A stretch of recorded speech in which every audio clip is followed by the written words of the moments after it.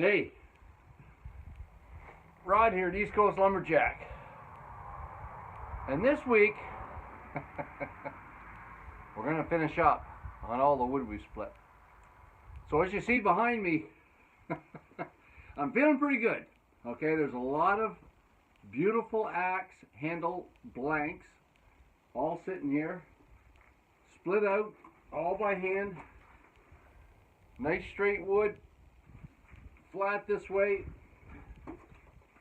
So I've got to move it. I got to move it inside because things are drying here and they're drying fast. As you remember, we had, when I first put this stuff out, it was all 26%, 30% moisture content. Okay, so here's, let's look at something I've had split for a bit. Let's see, the first stuff I split is this hickory here. Let me grab one.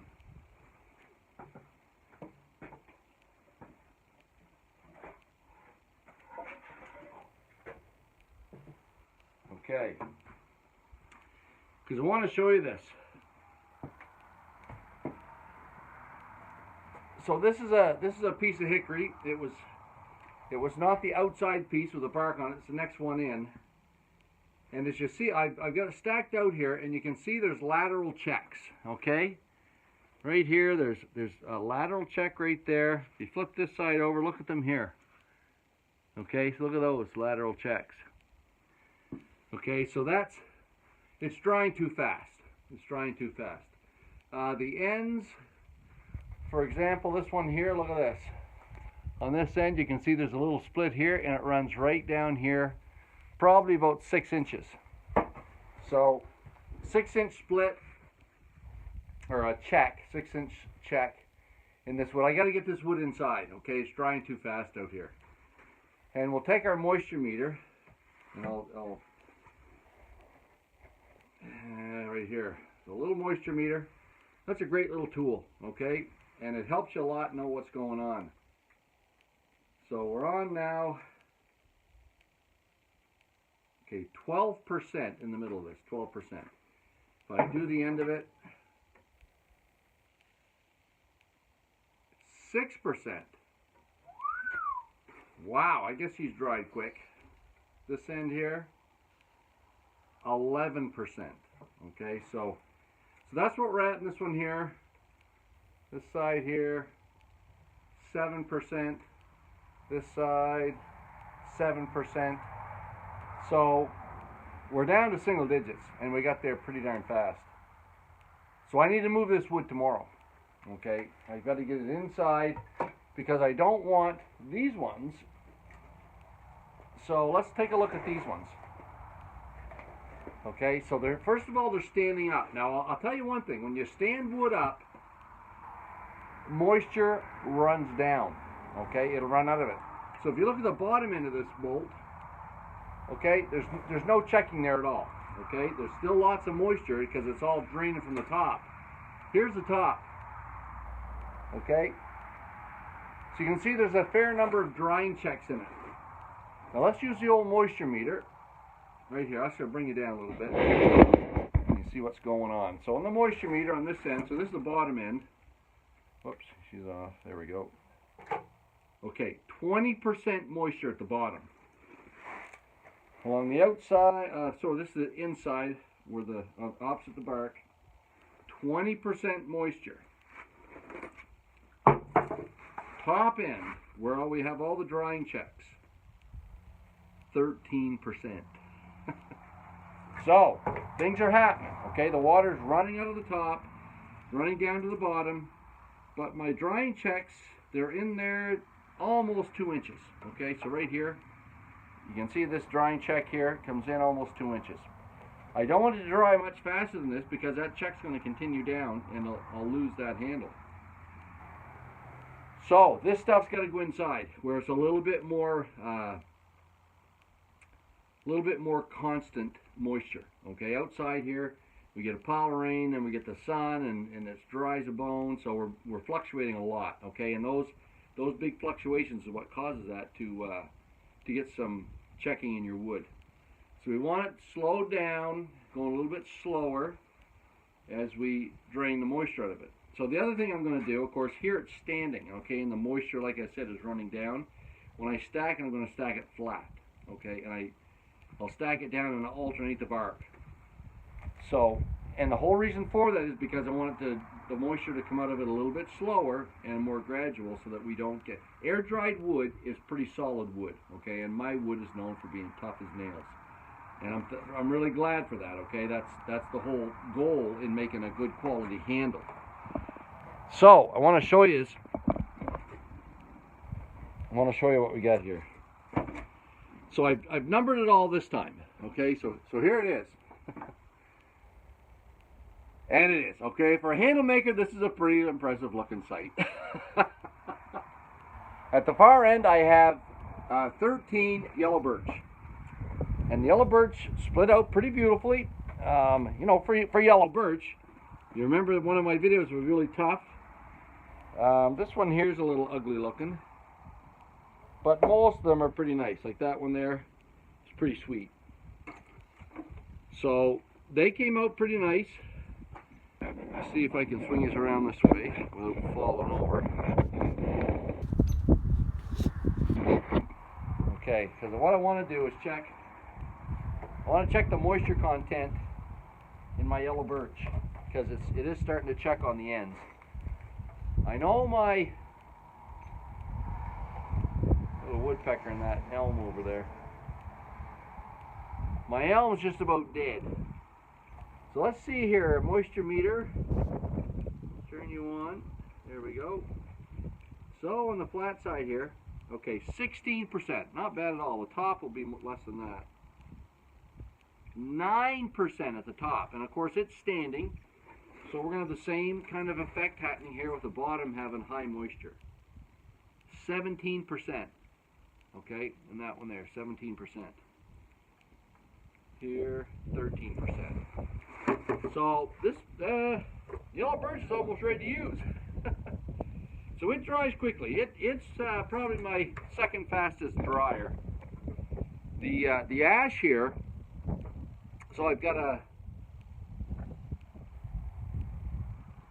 150 ash handles here. Okay, there's quite a few, and it's beautiful wood. Okay, it's the grain is just the right size. It's not too wide. It's not too narrow. You can see that there. That's Kent Allen. So Kent, your wood is beautiful. Look at that straight grain. So. This came from Kent Allen, and it also, I got 12 or 15 bolts from Kent. And then I also got a bunch from Kelly's in town. Now, Kelly's wood is a little bit wider grained. Actually, no, it isn't. It's nice wood. So it's pretty good stuff. And the first Kelly stuff I got is right here. And I want to show you the grain in it. Okay. So that's the grain we have in the Kelly wood. Early wood and late wood. There's quite a bit of late wood in it. It's pretty uniform bark, so it's not bad stuff. So I got almost 200 ash, and then I've got well over that in hickory. I have at least 230 hickory. So here's my hickory wood right here. So this is the shag bark. I got quite a lot of nice, beautiful, straight shag bark. And it is, if you look down this stuff, look at this. Okay, just as straight as a die, flat as a pancake that way. But it's starting to check on the ends. Okay, so to limit what's going to happen there, I got to get this stuff inside. So tomorrow, my job tomorrow is firing this stuff upstairs in the garage here. Okay, it's going upstairs in the garage. The ash is going to go down in the barn. So here's another pile of shag bark hickory. This stuff in here, that's some of the pig nut. Here's more shag. This is it's either pig nut or bitter nut. We weren't sure what that was. And then of course we got a stack here. This is 4 logs worth here. There's another 100 and some in this pile. There's a little bit of ash and birch on the very top, but that's another big pile. And I keep checking the ends of this out here where the sun can get at it. Not bad. You can see here, this end here is checking. Okay, there's a few checks in that. The bottom stuff there, not bad. So it's not too bad. So there's a pile of it here. Okay, there's a pile of wood, and we're already down into the double digits. Some of the tops are single digit. Okay, 9-10%. So I like working my wood between 6 and 10%. So we're getting close. Now, the other thing we have, look at that. This is all a waste. So I will cut, I got to move all my handle wood out of here, okay, because this is where I stack my firewood, all along here. This has got to come out of here because I got to start processing this stuff and moving it over here for next winter's firewood. So there's a lot of work here around the yard that's got to be done. And then of course all this, this is all hickory here, and that's all smoking wood. So I've got a few customers that like a little bit longer smoking wood, so I'm going to get a hold of them and see what they want for lengths of this stuff, and I'll start cutting that up and weighing it. I know they want a certain amount. Usually, I think it was 500 pounds last year of this stuff. So, and it's the longer it sits here and dry. Thing about smoking wood, moisture content doesn't matter a whole lot. If it's wet, it'll just smoke more, make a beautiful, beautiful smoke. So, anyhow, that's where we're at with handlewood. It's a. I wanted to show you this before we left because it does look pretty flippin' impressive down through there with all those handlewood, all that handlewood split out. So I'm pretty happy. A lot of it, most of it went really well. The wood is gone here from the yard. So we're looking at the same log yard we went to. They said the other day that they have a dozen now set aside. So hopefully when they get a few more, I need about 20. I want to bring 12 back, but I want to make sure they're all beauties. So I'll wait till I have 20 set aside, and that way I've got a little bit to pick and choose from. So it looks like May. We're aiming at May for another trip out there to bring some more hickory home. And then, of course, the same thing. Once I split it out then, I've got to get it fired inside quickly before it starts drying out. So the weather here in New Brunswick just changed here today. So we had snow on Tuesday. This is now Thursday, and it's sunny and decent. Okay, it's not quite double digits. So things are getting nice here in New Brunswick. And it's only going to get better. The next few weeks, I think on the weekend, we hit double digits. So I want this stuff inside before then. So Friday and Saturday is, well, once I get back from camp. I'm going to camp tomorrow. So when I get back from camp, and then most of Saturday, this stuff is all going on the trailer. And then I'll haul it with a wheeler down to the barn, stack it there. I made a bunch of room in there the other day, vacuumed it all out, cleaned it up. So all my ash is going down there. And I think what I'll do, usually what I do is I spray the ends with Crown. Okay, now Crown rust protectant. I do that because I've got a few cans kicking around. And the other reason I do that is because it's an oil-based product, so it slows down the amount of moisture that leaves the wood. And it also keeps it, sometimes in the barn, it's a little bit more moisture down there.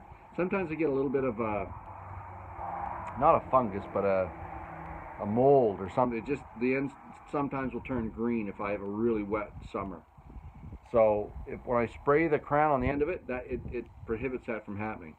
So the whole idea of the Crown is not necessarily to worry a whole lot about the moisture coming in and out. It's more to keep that green mold from forming. And when I spray the ends, it doesn't. So that's the plan now. Gonna load this up in the trailer, run it down to the barn, spray the ends, and stack it in there. So there's 100. I'll know the numbers when I get it down there, but there's well over 100 ash here.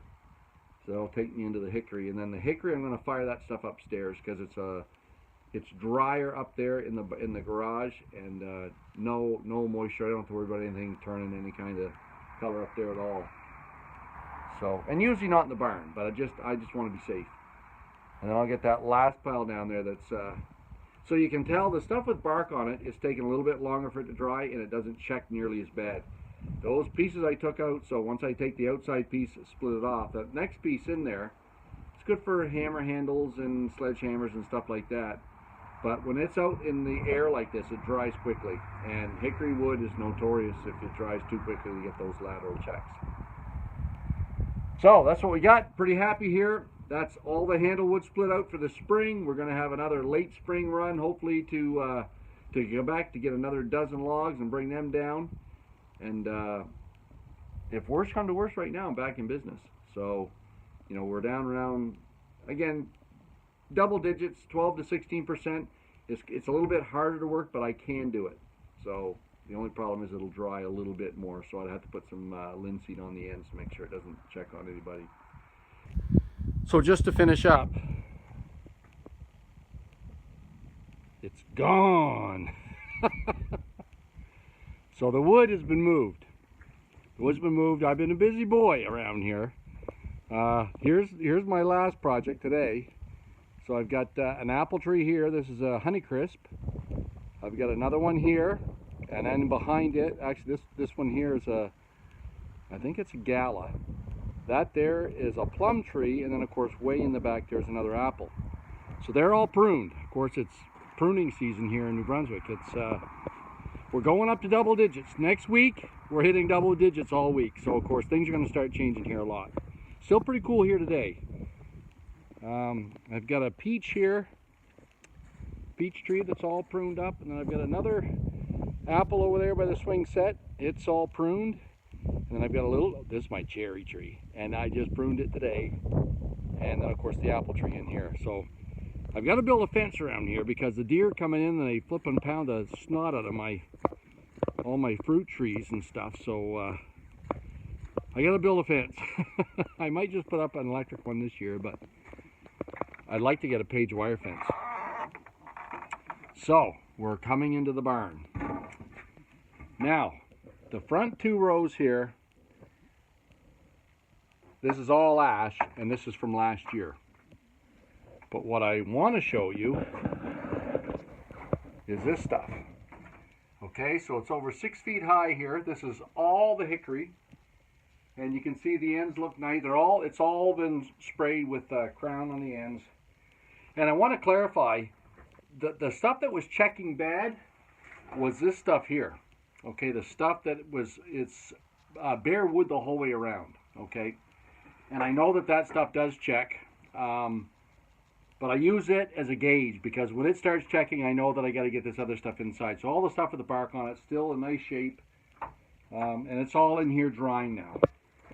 And on the back of this, you can see there's another rank in here. That's all the ash.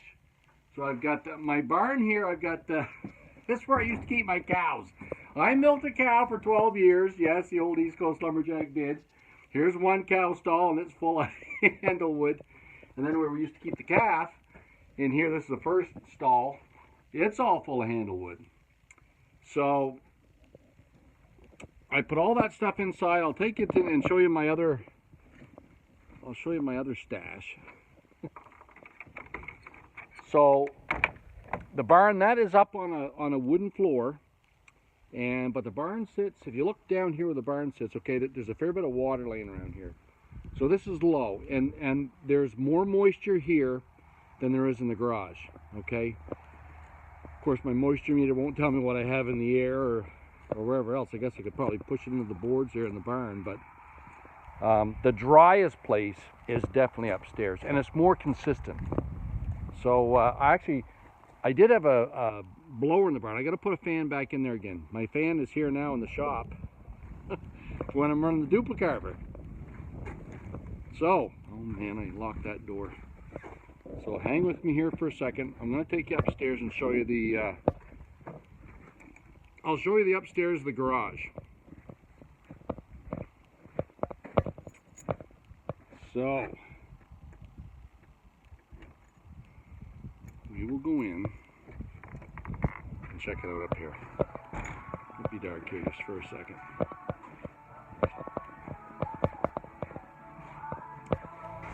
So in my garage, I've got a set of stairs here. They're actually on hinges, so I can actually put this whole thing up if I want to get more room in my garage. Did that back when I built it. A little bit of foresight, which usually I don't have much of. But I did when I built that. So up here, just a pile of junk, really, waiting for a yard sale.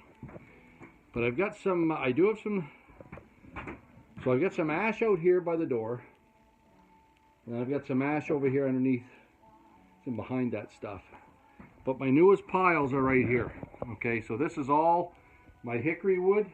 There's another 1, 2, 4, 6, 8, 10, 16. So 17 tier of 7 and a. So that's it's about 120 handles there, and then in the back of it, you can just see underneath that there's another stash of ash. So that's older ash. This stuff all in here is older ash. All my new stuff's down in the barn.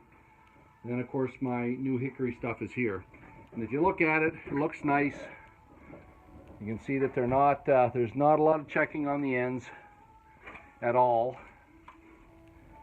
So it's beautiful looking stuff. So it's all put away. And it took me a day to do it. But it's all put away now and it's drying here. This